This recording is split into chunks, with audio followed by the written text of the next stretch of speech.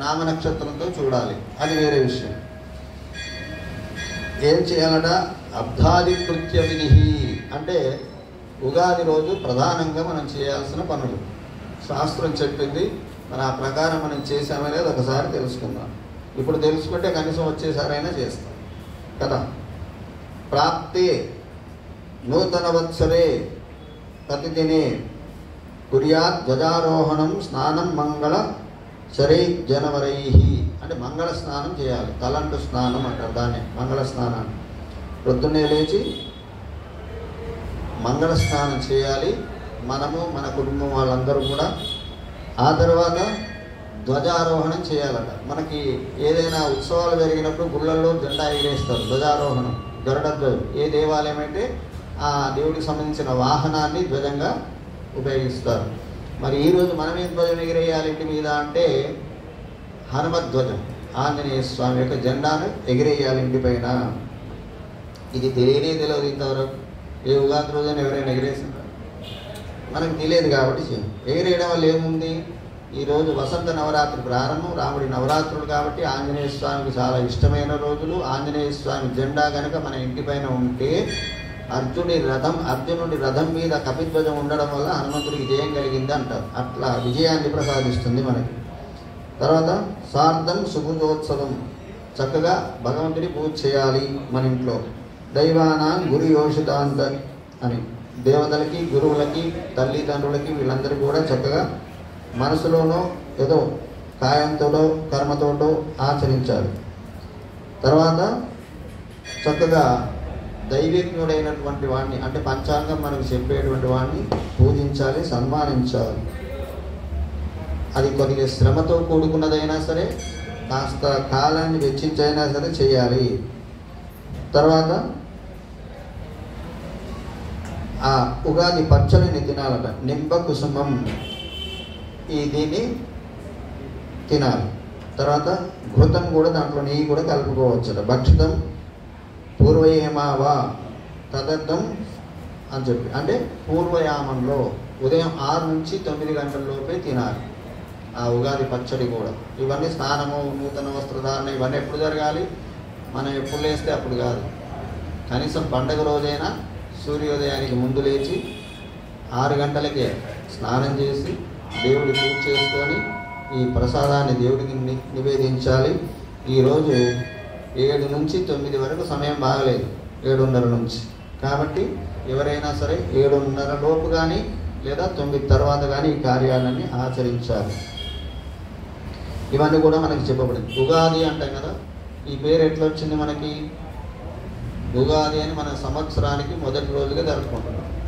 జనవరి 1 మనకి పండగ కాదు, అది బ్రిటిష్ వాడు పెట్టినారు కాబట్టి వాళ్ళు పాటిస్తారు, మనం పాటించనక్కర్లేదు. మనం పాటించాల్సింది ఈరోజు నూతన సంవత్సర శుభాకాంక్షలు ఈరోజు చెప్పుకోవాలి మనం. ఉగాది అంటే అసలు యుగం ప్రారంభమైన రోజు, యుగ ఆది. బ్రహ్మదేవుడు పుట్టగానే యుగం ప్రారంభమైంది, దాన్ని యుగాది అంటారు. ఆ యుగాది కాస్త ఉగాదిగా మారింది. నూతన సంవత్సరాన్ని మనం జరుపుకుంటున్నాం. తర్వాత ఈ సంవత్సర ఫలితం విశ్వావసునామ సంవత్సర ఫలితము అను ప్రమాణాన్ని అనుసరించి విశ్వావసునామ సంవత్సరం కాస్త వ్యాధి భయములు కలిగిస్తుందట. పోయినసారి కోపాలు తాపాలు కలిగించింది, ఈసారి కొద్దిగా వ్యాధి భయాలు, అనారోగ్య భయాలు ఏదో కలిగిస్తుందట. కాస్త ఎప్పుడు ఉంటాయి అనారోగ్యాలు, చిన్న పెద్ద ప్రతి ఇంట్లో ఉంటాయి, భయపడనక్కర్లేదు. కాకపోతే ముందే చెప్తున్నారు. కొద్దిగా చెప్తున్నారంటే అర్థమైంది, వర్షం వస్తుంది అని తెలిస్తే ఏం చేయాలి? భయపడి పారిపోకూడదు. ఆ వర్షం నుండి మనకి ఇబ్బంది కలగకుండా ముందే మనం రక్షణ, బయట ఉంటే ఇంటికి చేరుకుంటాం, లేదా వర్షంలో ఉంటే ఏదో నీడకు చేరుకుంటాం, అట్లా చేయాలి. ఇంకొకటి, వర్షం పడేటప్పుడు పరిగెత్తుంటుంది. వర్షం పడేటప్పుడు పరిగెడితే నీడ కోసం అని ఏదో నెలగా నడుచుకుంటే వెళ్ళాలి. వరుణదేవుడికి కోపం వస్తుందట, ఆయుష్ క్షీణిస్తుంది. కాబట్టి వర్షం సామాన్యంగా పరిగెడతాం ఎవరైనా, నేను కూడా పరిగెత్తేవాడిని. ఈ విషయం తెలిసిన తర్వాత తరిస్తే తడిచిన బాధ కాస్త ఏమవుతుంది అని, మొలకలు ఏం రాదు కదా శరీరానికి, మంచిది. వర్షంలో తడిస్తే ఆ సంవత్సరం అంతా కూడా అదే ఎండాకాలంలో ఎండ మీద ఉండాలి, డి విటమిన్ సంవత్సరానికి సరిపడా దొరుకుతుంది. వర్షాకాలంలో కనీసం ఒక 4 రోజులైనా వర్షంలో తడవాలి. వర్షంలో తడిస్తే శరీరం అంతా వేడి రాదు, సంవత్సరం అంతా వేడి కలగదు. అట్లా ఇవేం తెలియదు. తర్వాత వర్షములు మధ్యమంగా ఉంటాయట, పెద్ద పెద్ద వర్షాలు ఏం కాకుండా సామాన్యమైన వర్షాలు ఉంటాయి. తర్వాత మధ్యమ సస్యములు, పంటలు కూడా మామూలుగానే ఉంటాయి. ఈ సంవత్సరము దూది నూలు వస్త్రాలు ధరలు పెరిగే అవకాశం ఉంది.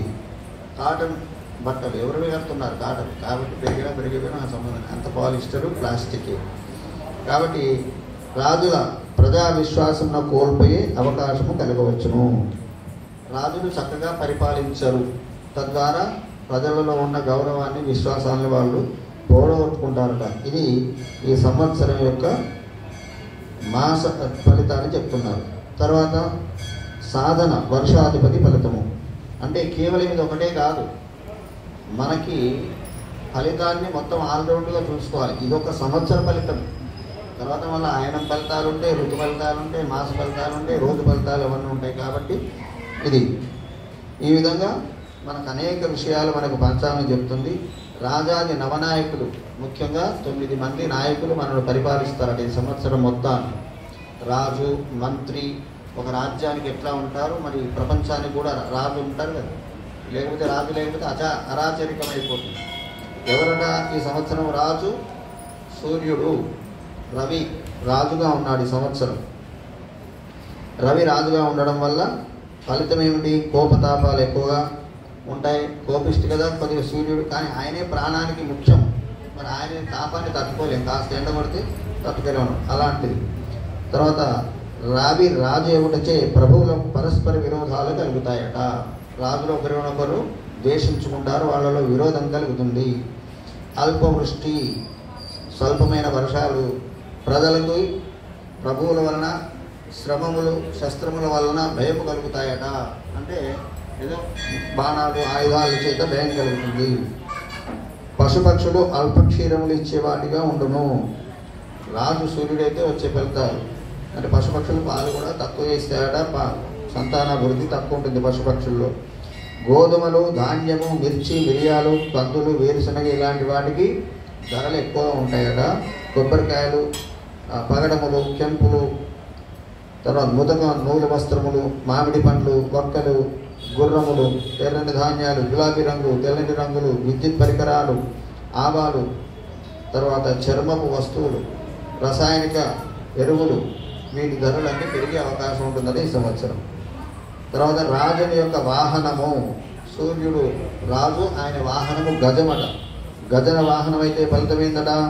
ఈ సంవత్సరము రాజు గజారూఢుడై ఉన్నందున సుభిక్ష క్షేమారోగ్యములచే ప్రజలు సుఖింతురు. ప్రజలకు చక్కటి ఆయురారోగ్యాలు కలుగుతాయట.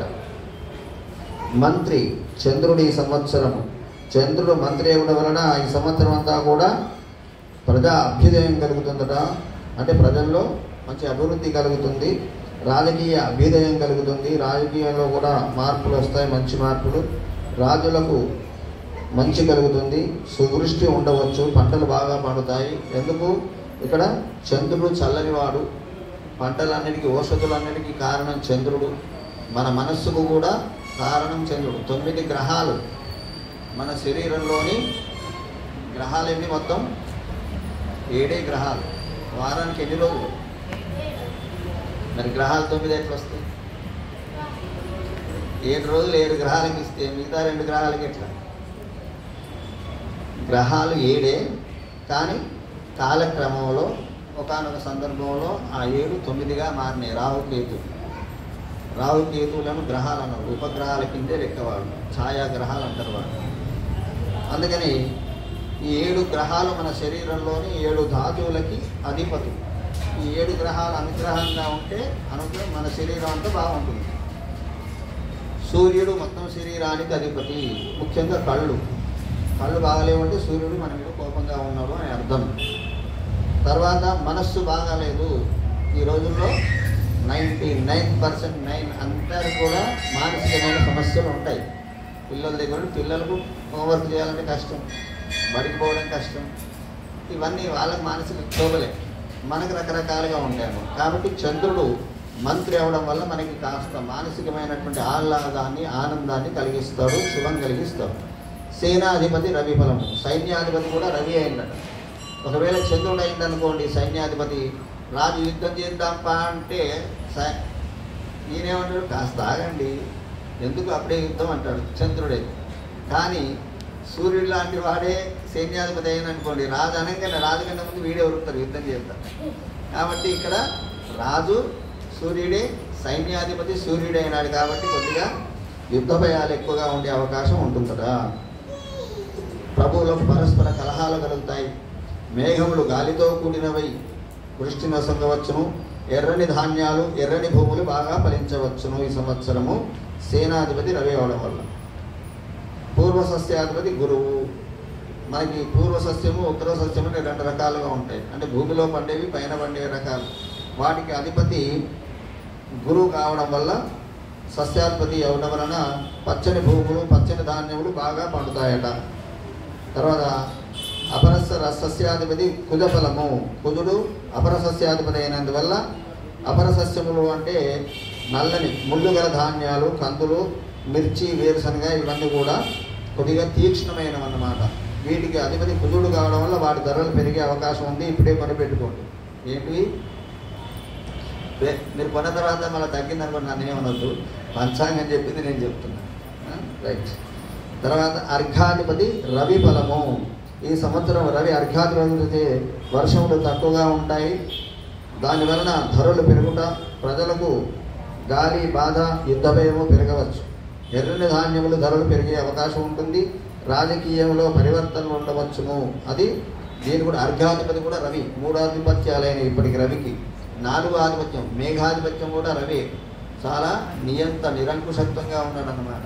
కొందరు ఉంటారు కదా సీఎం పిఎం, అన్ని ముఖ్యమైన ఆ శాఖలన్నీ తనే ఉంచుకుంటాడు, ఏదో పనికిరాని వేరే వాళ్ళకి ఇస్తాడు. అట్లా ఈ సంవత్సరం శాఖలన్నీ కూడా సూర్యుడే తీసుకుంటున్నారు.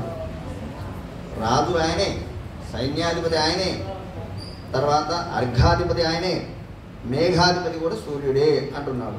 ఈ సంవత్సరం సూర్యుడు మేఘాధిపతి అయినందున ఖండవృష్టి తక్కువగా అక్కడక్కడగా భిన్న భిన్నాలుగా ఖండాలుగా వర్షం పడుతుంది. తర్వాత ఎర్రని భూములు బాగా పండుతాయి, ఎర్రని ధాన్యాలు బాగా పండుతాయట. ప్రజలు భయాందోళనతో ఉండటం కలగవచ్చును. ఏదో రకరకాల భయాలు ప్రజల్లో కలిగే అవకాశం ఉంటుంది మేఘాధిపతి రవి అవ్వడం వల్ల. తర్వాత రసాధిపతి శని. శని అనేవాడు పాపగ్రహం కింద లెక్క. 9 గ్రహాల్లో మనకి 7 గ్రహాలు ప్రధానంగా శని పాపగ్రహం అని చెప్తారు. కాబట్టి ఆయనే అధిపతి అవడం వల్ల, పాపగ్రహం అంటే ఆయన పాపి అని కాదు, పాపాత్ముడు శిక్షించే పదవిలో ఉంటాడు ఆయన. యముడు అంటే ఆయన క్రూరుడు కాదు, ధర్మానికి అధిపతి యముడు. ధర్మంగా ఉంటాడు, అధర్మ పరులను శిక్షిస్తాడు, ఆయన డ్యూటీ అదనమాట. కాబట్టి ఈయన కూడా శని మన పాప ఫలాన్ని మన చేత అనుభవింపజేసేవాడు శని, మన పుణ్యఫలాన్ని మన చేత అనుభవించేసేవాడు గురువు. మిగతా వాళ్ళు అటు ఇటుగా ఉంటుంటారు. అట్లా ఈ సంవత్సరము రసాధిపతి శని అవ్వడం వల్ల నువ్వులు, మినుములు, ఉలవలు మొదలగు నల్ల ధాన్యములు ఎక్కువగా పండే అవకాశం ఉంది. నీరసాధిపతి బుధుడి ఫలితము. ఈ సంవత్సరం బుధుడు నీరసాధిపతి అవటం చేత చిత్ర వస్త్రములు, అద్దకం వస్త్రాలు, శంఖములు, చందనము, సుగంధ ద్రవ్యాలు ధరలు కొంత తగ్గే అవకాశం ఉంటుందా. బుధుడు సౌమ్యమైన గ్రహం కాబట్టి బుద్ధినిచ్చేవాడు, జ్ఞానాన్ని ఇచ్చేవాడు మనకి బుధుడు. ఆరోగ్యాన్ని ఇచ్చేవాడు సూర్యుడు. మనశ్శాంతినిచ్చేవాడు చంద్రుడు. రక్తపరమైనటువంటి దోషాలు లేకుండా కాపాడేవాడు, అప్పులు లేకుండా కాపాడేవాడు, ఆస్తి తగాదాలు లేకుండా కాపాడేవాడు కుజుడు. ఇవన్నీ ప్రతిదీ ఈ సమస్య ఉంది అంటే మనం వచ్చి చూయించుకునేది ఎందుకు బ్రాహ్మణ దగ్గరికి మనకు తెలియదు కాబట్టి. ఎట్లా శరీరం బాగలేకపోతే డాక్టర్ దగ్గరికి వెళ్తాం కదా, మనకు ఏ జబ్బుందో మనకు తెలియదు, తేల్చుకోలేము, అన్నీ ఒకేలా కనిపిస్తాయి. మనం వైద్యం నేర్చుకునేటప్పుడు హోమియోలో ఒక గ్రంథం ఇస్తారు, లక్షణ గ్రంథం, వ్యాధి గ్రంథం అని. అది చదువుతుంటే ఆ జబ్బులన్నీ మనకే ఉన్నట్టు అనిపిస్తుంటాయి. కాబట్టి అవన్నీ వాటిని దాటి ఇది అని నిర్ధారించగలిగిన వాడు వైద్యుడు.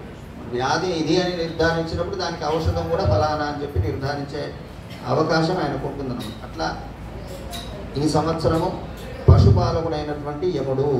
పశువులను అధిపతి పశువులకు ఎవరు? యముడైందట.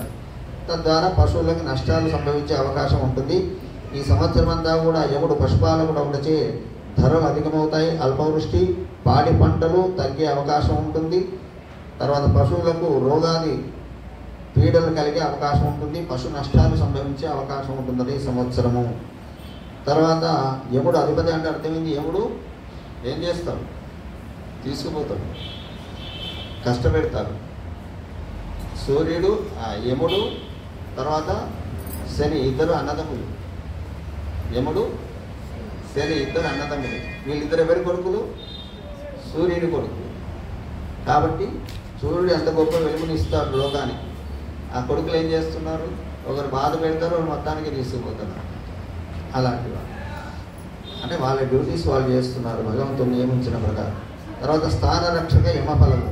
ఈయన పశుపాలకుడు, స్థాన రక్షకుడు అంటే దొడ్డి రక్షకుడు. పశువులు మేపే దగ్గర యముడి అధిపతి. తీసుకొచ్చి కట్టేసే దగ్గర కూడా సామాన్యంగా కృష్ణుడు బలరాముడు ఉండాలి. పశుపాలకుడు కృష్ణుడు అయితే పశువులు బాగుంటాయి. దొడ్డి కాపరి బలరాముడు కావాలి, అప్పుడు మంచి పాడి పంటలు బాగా ఉంటాయి. ఇప్పుడు రెండు యముడి తీసుకుంటున్నాడు కాబట్టి పశువులకు హాని జరిగే అవకాశం ఉంది, తర్వాత పాడి పంటలు తక్కువగా వచ్చే అవకాశం ఉంటుంది. ఈ విధంగా ఇంకా చాలా ఉంటాయి. అవన్నీ చెప్పే ఓపిక నాకున్నా వినే తీరిక ఓపిక మీకు లేవు. అందుకని ఇక్కడితో ఇది ముగించి చక్కగా మనం సంక్రాంతి పురుషుడు ముఖ్యంగా తెలుసుకోవాల్సినవి చెప్తున్నాను.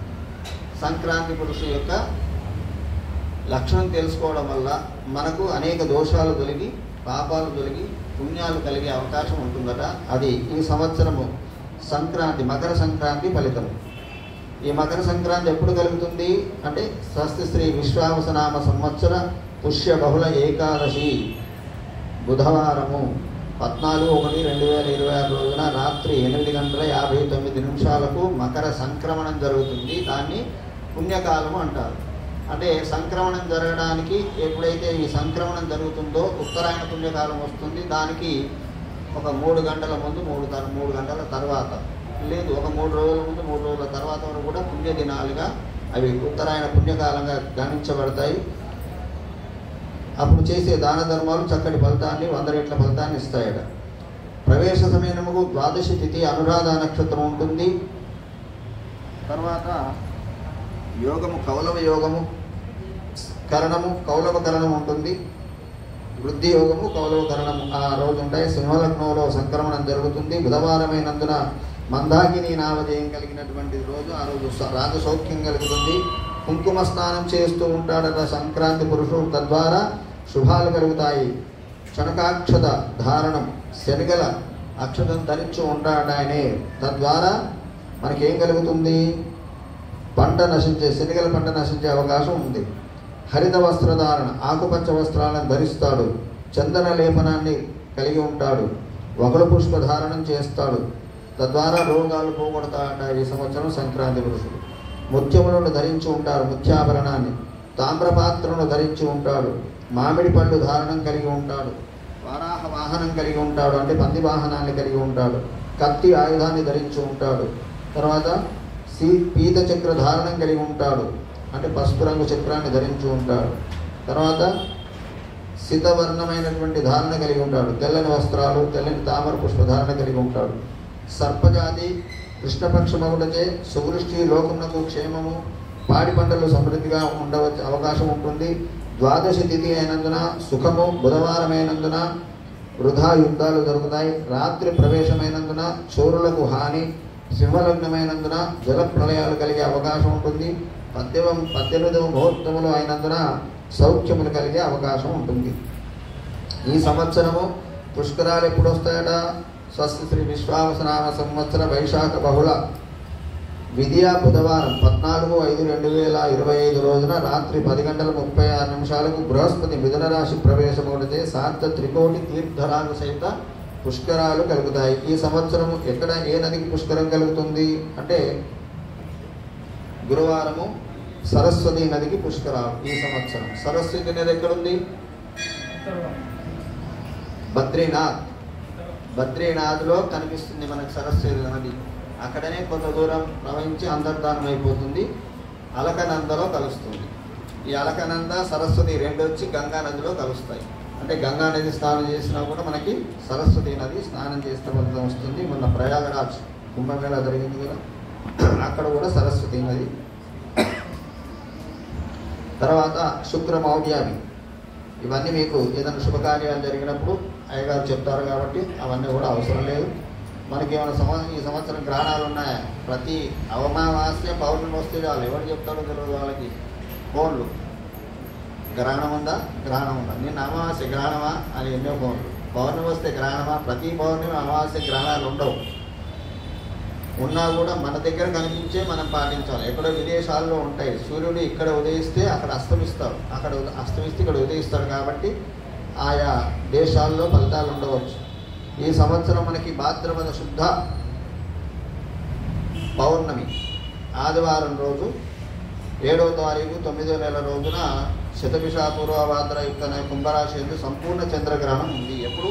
సెప్టెంబర్ 7వ తారీఖు పౌర్ణమి, అంటే వినాయక నిమజ్జనం అయిపోయిన తర్వాత రోజు అన్నమాట, తెల్లారి. అది రాగ్రస్తము. అదంతా కూడా 3 గంటల 39 నిమిషాలు పూర్తి కాలం ఉంటుంది. ఆ రోజు పాటించాలి. చంద్రగ్రహణం, గ్రస్తోదయ చంద్రగ్రహణం ఉంటుంది. అది మనం పెద్దగా పాటించాల్సిన అవసరం ఉండదు. సూర్యాస్తమయం నుండి ఉంటుంది కాబట్టి 32 నిమిషాలు మాత్రమే ఉంటుంది. ఆ 32 నిమిషాలు 1 గంట సేపు పాటిస్తే సరిపోతుంది. ఆ తర్వాత ఈ సంవత్సరం కందాయములు, అంటే మనకి సంవత్సరం మొత్తాన్ని కూడా విభాగించి 3 రకాలుగా ఫలితాలు చెప్తారు. ఒకటి, ఒక 4 నెలలు 4 నెలలు 4 నెలలు, మొత్తం 12 మాసాలు. 12 మాసాలను 3గా విభజిస్తే 4 మాసాలకు వస్తుంది. ఆ రకంగా ఫలితాన్ని చెప్పుకోవచ్చు. 2 రకాలుగా ఫలితాన్ని చెప్తారు దీన్ని. ఇంకొకటి ఏమిటి అంటే 0 రాకూడదు. ఒక్కొక్క నక్షత్రం వాళ్ళకి ఏమిటి అనేది ఇక్కడ చెప్తారన్నమాట. ప్రారంభంలో 0, మధ్యలో 0, చివరిలో 0 రావడం వల్ల ఏం ఫలితము? కందాయం అంటారు. ఈ కందాదాయం ఫస్ట్ మన వెంకటేశ్వర స్వామిది చూద్దాం. వెంకటేశ్వర స్వామి నక్షత్రం ఏ నక్షత్రం? వెరీ గుడ్, బాగానే గుర్తున్నాను. శ్రవణ నక్షత్రం వెంకటేశ్వర స్వామిది కాబట్టి ఆయనకి మొదలు 204 204 మధ్యలో 0 వచ్చింది.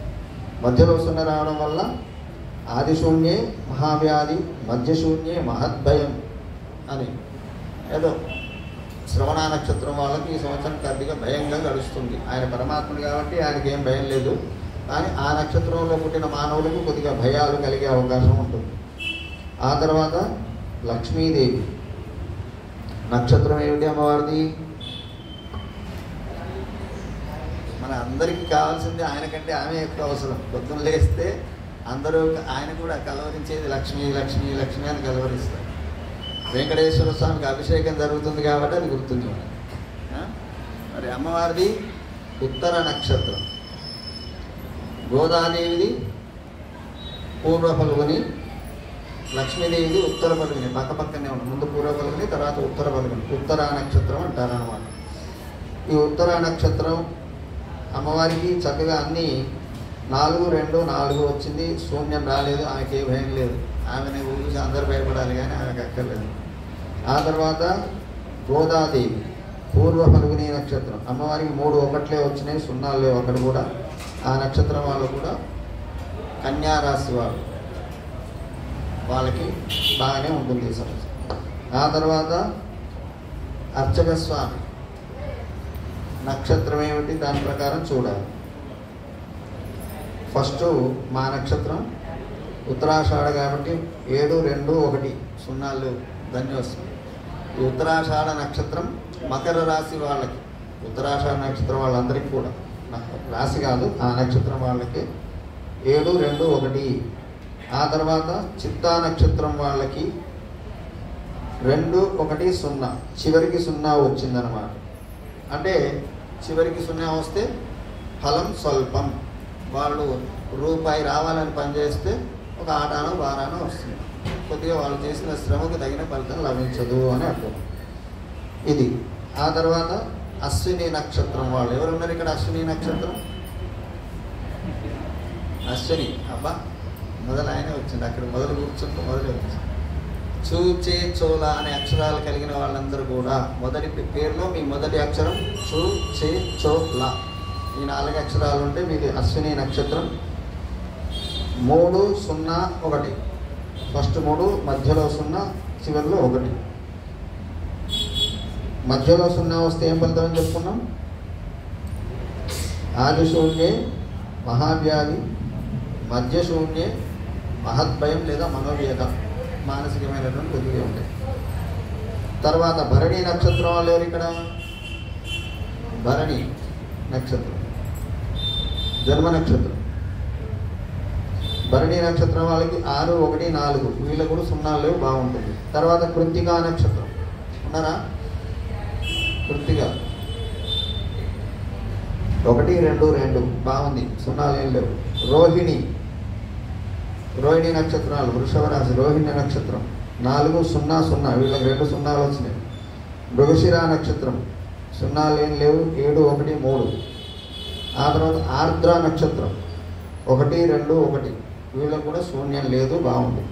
పునర్వసు నక్షత్రం 5, 0, 4 పునర్వసు ఎవరు ఇక్కడ? మధ్య శూన్యం మనోవ్యధ. పుష్యమి నక్షత్రం వాళ్ళకి ఎవరు? పుష్యమి నక్షత్రం ఎవరు పుట్టారో తెలుసా? పుష్యమి నక్షత్రం దేవతల్లో లక్ష్మణుడు. పునర్వసు నక్షత్రంలో రాముడు పుట్టాడు, పుష్యమి నక్షత్రంలో లక్ష్మణుడు. కోపం ఎక్కువ ఉంటుంది, ఆవేశం ఎక్కువ పుష్యమి నక్షత్రం. తెలివితేటలు కూడా బాగుంటాయి, సమయస్ఫూర్తి బాగుంటుంది వాడు. ఇది పుష్యమి నక్షత్రం 0, 1, 2 ఆది శూన్యే. ఆరోగ్యం కొద్దిగా జాగ్రత్తగా కాపాడుకోవాలి ఈ సంవత్సరం. తర్వాత ఆశ్లేష నక్షత్రం. ఆశ్లేష నక్షత్రం వాళ్ళకి 3, 2, 0 మొదటి 3 తర్వాత 2 తర్వాత చివరి 0 వచ్చింది కాబట్టి వీళ్ళకి ఫలం స్వల్పం, శ్రమకు తగిన ఫలితం లభించే అవకాశం లేదు. ఆశ్లేష నక్షత్రం. మఖా నక్షత్రం వాళ్ళు మఖా నక్షత్రం ఎవరు అధిపతి? సూర్యుడు, సింహరాశి మఖా నక్షత్రం 6, 0, 3 సింహరాశినా? లీడర్ ఆఫ్ ద యూనివర్స్, ఒక రకమైన గ్రహ నక్షత్రాల అన్నిటికీ అధిపతి, గ్రహరాజు. ఆ క్వాలిటీస్ ఉంటాయి, లీడర్షిప్ క్వాలిటీస్, వాటిని కాపాడుకోవాలి. లీడర్ అంటే అర్థమైంది, అన్ని పనులకు ముందు ఉండేవారు, వెనుకుండొచ్చు ఉంటే లీడర్ కాదు. 6, 0, 3 మధ్యలో శూన్యం వచ్చింది కాబట్టి మానసికంగా ఏదో కొద్దిగా విచారాలు, భయాలు. పిల్లలకు మీకేం అక్కర్లేదు, పెద్దవాళ్ళకి మీరేం అమ్మ నాన్న మీద ఆధారపడి ఉంటారు కాబట్టి మీకు ఏ బాధ లేదు. బాధలన్నీ మీ బాధలు కూడా వాళ్ళే, అర్థమైంది. తర్వాత పూర్వ ఫల్గుని నక్షత్రం చెప్పుకున్నాము, అమ్మవారి గోదాదేవి 1, 1, 1 శూన్యం లేదు. ఉత్తర ఫల్గుని లక్ష్మీదేవి నక్షత్రం 4, 2, 4 వీళ్ళకు శూన్యం లేదు. హస్త నక్షత్రం వాళ్ళు ఎవరు ఇక్కడ? హస్త చేయి సగం లేచింది, 7, 0, 2 మధ్యలో శూన్యం అంటే మనోవ్యధ, మహాభయం అని కూడా చెప్తారు. తర్వాత చిత్తా నక్షత్రం మన అయ్యగారు ఎన్ని గంటలు పని చేసినా ఆయనకు ప్లేట్లో పడేవి కొన్ని, కాబట్టి ఫలం స్వల్పంగా ఉంటుంది. అది ఈ సంవత్సరమే కాదు, ప్రతి సంవత్సరం. తర్వాత స్వాతి నక్షత్రం మన వాళ్ళు ఎంత దౌర్భాగ్యంగా అంటే, నేను అదే చెప్తుంటాను, ఊళ్ళో ఉన్న హ్యాపీ ప్లేట్ బట్టి అయ్యగారి కంటే బయట కూర్చునేవాడు బెటర్, చిప్ప పట్టుకొని. వాడు 2 రూపాయలు వేస్తే నా ముందే తీసి ముఖాన్ని విసిరి కొట్టిండు.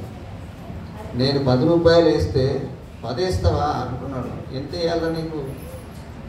నాకు 10 ఇచ్చేవాడు ఎవరు 2 రూపాయలు వేస్తారు. మా అదృష్టం కాబట్టి పావులాలు ఆటనాలు పోయినాయి, లేకపోతే ఆ 10 రూపాయలు ఎవడు వేస్తే ఎట్లా వేస్తారు? సుదర్శనుడు సహస్రాక్ష 1000 చెల్లులు దానికి, ఎక్కడా చెల్లదు, తీసుకుని ఉండిలో వేయాల్సిందే. అట్లాంటి వేయకూడదు.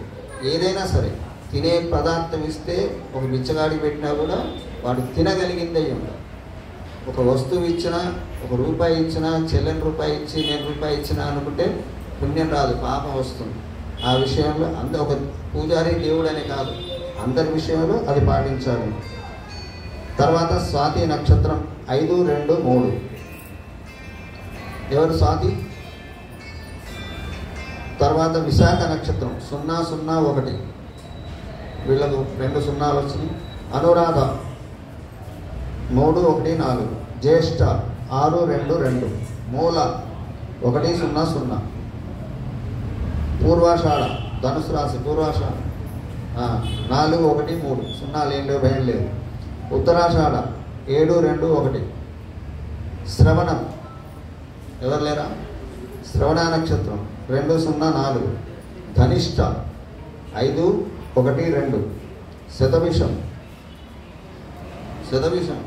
ఇక్కడ ఉన్న వాళ్ళందరూ ఏ రాశి చెందిన వాళ్ళు ఏ నక్షత్రానికి చేయొద్దట. అంటే మీకు నక్షత్రాలు తెలియవు, రాశులు తెలుసు.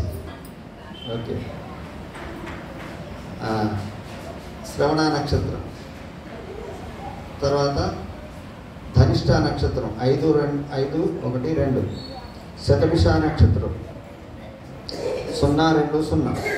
పూర్వభాద్ర నక్షత్రం 3, 0, 3. ఉత్తరాభాద్ర నక్షత్రం 6, 1, 1. రేవతి నక్షత్రం 1, 2, 4. ఇవి కందాయ ఫలములు అంటారన్నమాట. దీన్ని ఇంకో రకంగా కూడా చెప్తారు. అంటే సంవత్సరాన్ని 3 వారాలు చేస్తే మొదటి నెల మంచి ఫలితాలు ఉంటాయి. ఏ గడిలో 0 ఉంటే ఆ 4 నెలలు బాగుంటుందని కూడా కొందరు చెప్తుంటారు. మనకి శాస్త్రంలో చెప్పింది అయితే ఇదే. తర్వాత ఆదాయాలు వ్యయాలు కావాలి కదా ఎవరికి? పెద్దవాళ్ళకి.